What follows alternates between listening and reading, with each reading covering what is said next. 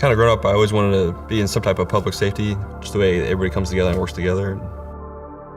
Started volunteering when I was in high school, and I really just fell in love with it and the whole brotherhood and everything. I mean, I wanted to do something where I felt like I was making a difference, where whenever it boils down to it, something that's essential.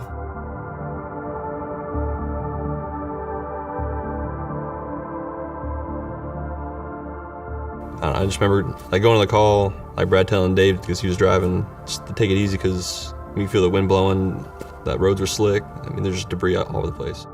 I jumped out the side, just like any other scene, really. I remember running past Dave. He was going to the back of the truck to get cones or flares or something. Heard Brad yell, and I thought he was yelling for somebody up front. Heard Brad say something first. I looked back and saw the semi coming, so I just immediately turned and just jumped. I remember the impact. I remember getting hit. It was almost like a loud noise, and I was just out. I just passed out from pain. And when I woke up, I was like in between the engine and the tractor trailer.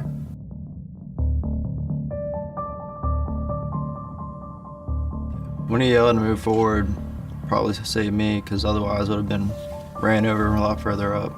I mean, it definitely saved my life because I've been just right in the middle of like traffic, whatever. That's the definition of who Brad was.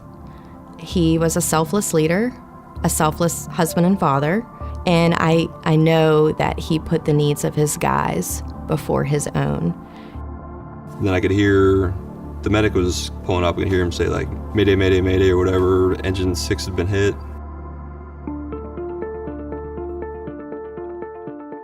Hanover County had a fire engine that was hit in the rear by a tractor trailer. I don't know how many patients we're going to have right now, but I'm bringing you the first one. So when the first call comes in, we assemble around the trauma bed. We'll have our senior resident, Dr. Flores, go to the head of the bed. The trauma surgeons kind of go to their appropriate sides, and the attendings take, a position where they can supervise the best. Dr. Ferguson, before anybody got there, kind of got us together and said, "I just want to let you guys know there was a fatality." So right off the bat, we were just kind of shaken up, and it wasn't just close to home for us. I mean, it was home. These were our brothers. And I come to the nurses area where they're set up. Rachel tells me that it's a firefighter, and she knows that my husband is a firefighter, and at that point we didn't know much about anything. We kind of made a plan as to how we would triage these patients. When Dave came in, he was maintaining his blood pressure, but he was complaining of abdominal pain, chest wall pain, and also a lot of pain to his right hip and his right lower extremity, his right leg. The other patient, Carter, had a pretty remarkable wound to his right lower extremity that indicated that it was essentially crushed. I was impressed and surprised when Carter's team that brought him in were so thorough and professional, and it was a complete, perfect handoff from EMS. We know that certain patients are critically ill, that their acuity is high, and that you just have to kind of push that aside and understand that you're taking care of someone's life, someone's brother, someone's father, someone's husband, and that you're trying to do what's best for them. We're constantly communicating throughout the whole process. As far as the doctor's perspective, we are minute to minute with every change. While we're at bedside, everybody's aware of what's going on.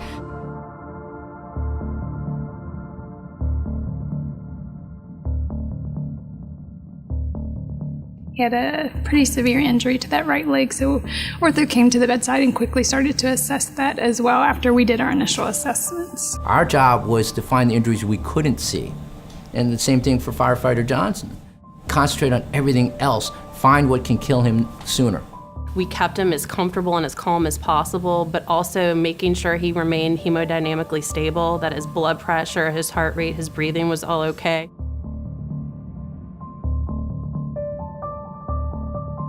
Dave was maintaining his blood pressure, so we began blood transfusion, and we decided to get more imaging. And I remember stopping the CT scans because his pressures were dropping, and I just went in there and I put the lead vest on, and I just, while he was getting his scans, I'm just squeezing this unit of blood into him, and, I wasn't gonna let him die on that CT table. He had one of the worst associated both column pelvis fractures I've ever seen. He had a very bad common femoral shaft fracture that had impending compartment syndrome, meaning basically the swelling got so thick in his thigh that it was cutting off circulation to his leg. Our trauma team has already taken full responsibility for that patient, and they know who has been called, who's been involved. I mean, in cases like this, the handoff's sort of simultaneous. Everyone that needs to be there is there in the very beginning. It was kind of fluid. Once the decision was made, Dave went to the operating room. And then we just have a quick handoff in the OR because, of course, by the time we get there, they have a heads up and they're ready to work. I mean, they're ready to do what they have to do to save his life, and it happened just like that. It was quick.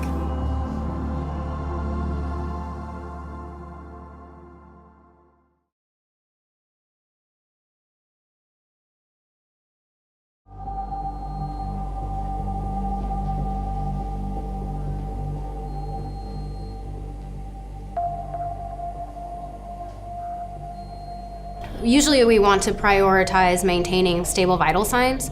He had multiple injuries where he was bleeding from. He had liver injuries as well as pelvic fracture and a really severe femur fracture. After Dave came back from the CT scanner, we could see that he was no longer maintaining his blood pressure, and it was fairly obvious that he would need to go to the operating room. So I consulted with our orthopedic surgeons, and we made a decision that we would just meet them in the operating room. I think Dr. Anand did a great job that night because when I came in that morning, he was really stable.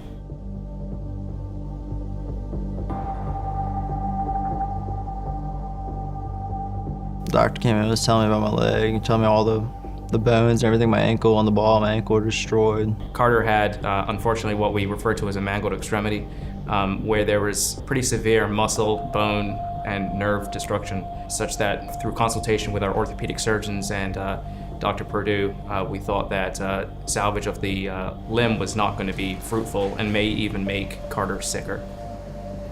And then he said we could try to repair it, but it'd probably be like 20, 30 surgeries, 2 years worth of, and it'd be chronic pain for the rest of my life. I wouldn't be able to come back to working for the fire department just from pain from walking. He said we're probably just gonna have to amputate. And I asked him, I said, I'll be able to get a prosthetic and everything right? Just made up my mind then, went back to sleep. Looking what happened to my foot, like, I'm okay with the decision. I'd still probably be in the hospital fighting sepsis or something right now if I didn't amputate it.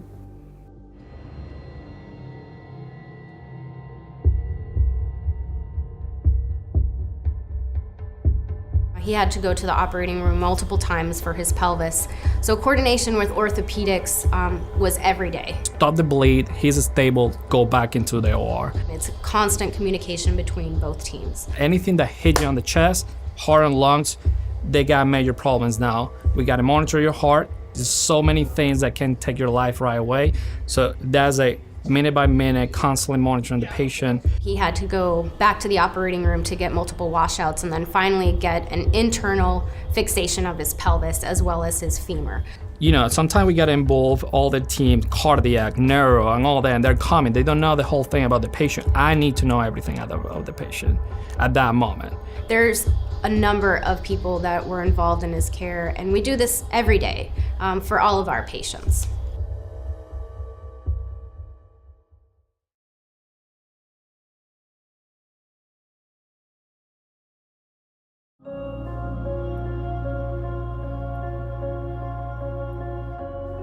When Dave was on our unit, he was pretty stable. A lot of his struggles had to do with like pain and mobility and just kind of relearning how to be himself while also coping with the trauma that he had to endure. Dave wasn't able to use his right leg.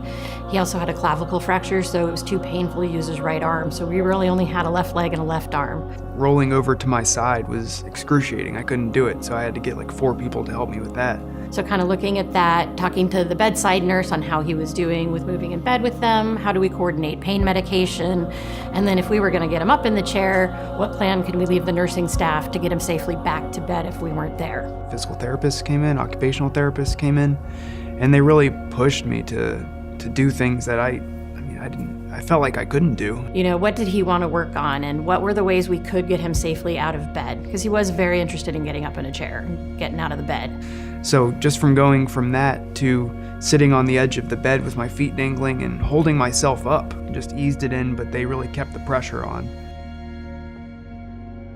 Carter was young, he was strong, He was in a lot of pain, and our job then was to help him define a new you, because he was not going to be the same. So the main thing that we did was wound care and pain relief. But all the nurses and everything in the room, they were really supportive, awesome. Like, they'd be giving me IVs and medicine, just talking to them really helped.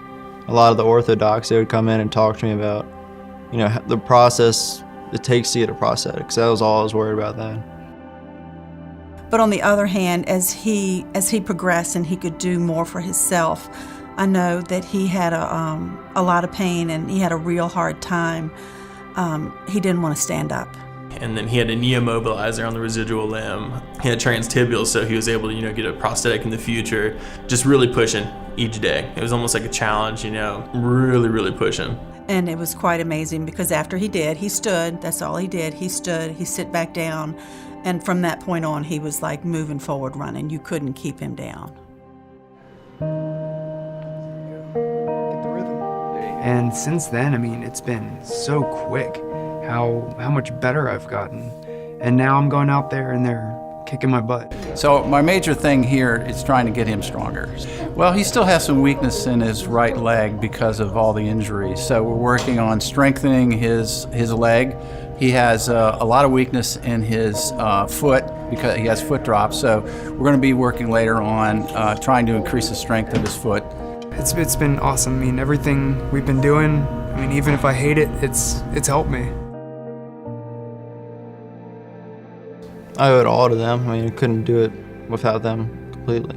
Even now, like the doctors and physical therapists I go to and see, all of them are helping me, being supportive, telling me the steps I gotta take to get back to riding on the truck. There's a lot of really hard work on everybody's part. A lot of pushing me to do things that I didn't think I would be able to do. It's a testament to the way that people come together. That night, we were able to extend our hospital family to theirs. Their outcome is the result of the efforts of many people. It's really a testament to the way that people work together. That to me helps to know that level of support that we can provide to them helps not only Dave but the entire extended family. We are absolutely blessed to have such a wonderful trauma center in VCU. I know that if there was anything that could have helped save Brad, he would have been in good hands there. And I firmly believe that that's one of the reasons why our guys are recovering so well, is because the qualified doctors and nurses that they had attending to them. So the fact that they are on the road to recovery and doing so well is, for me, I'm able to take a deep breath and to know that with healing and time that we're gonna all be okay.